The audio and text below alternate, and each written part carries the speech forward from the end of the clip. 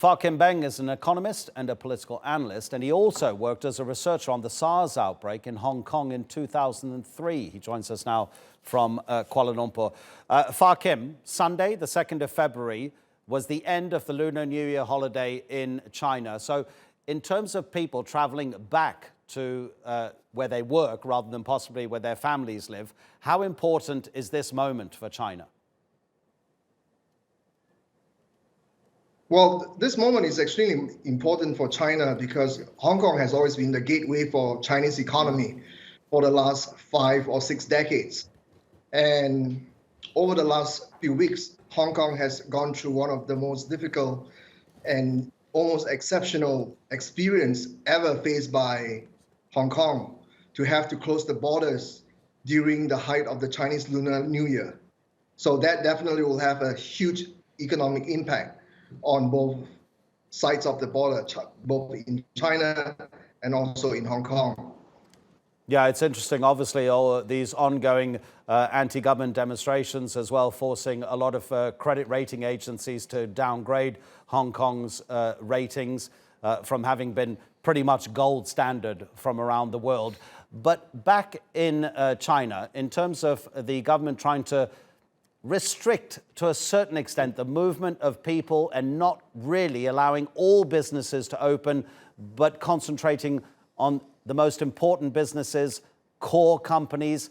How is China's economy going to handle this going forward in terms of how the virus is spreading? Well, I think China is taking a very, very good step, to be honest, because China is taking the coronavirus very seriously. But the China Central Bank has also agreed to inject about $174 billion into the Chinese economy, anticipating more economic implications and meltdown. So in all ways, China is actually taking all the right steps.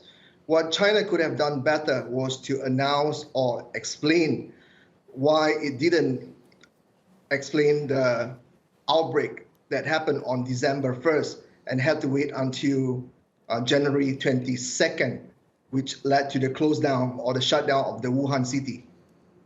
Is there any fear from your part, or is there any actual official confirmation that possibly some of China's exports may be affected? Might there be countries around the world who simply don't want a container even that may have come from China? That's an excellent question, to be honest. If that is indeed the case, then it would have to be because of racism, because the virus does not necessarily transfer on physical container. It would only be airborne or be transferred from human to human. So if anything verges on what you just said can happen, then it means that the world is becoming more and more xenophobic towards China. And that's not healthy at all, because China is a major economic player, and 27% of the world's global GDP is actually part of China. Phar Beng, always appreciate your contributions to us here on TRT World. Thank you so much.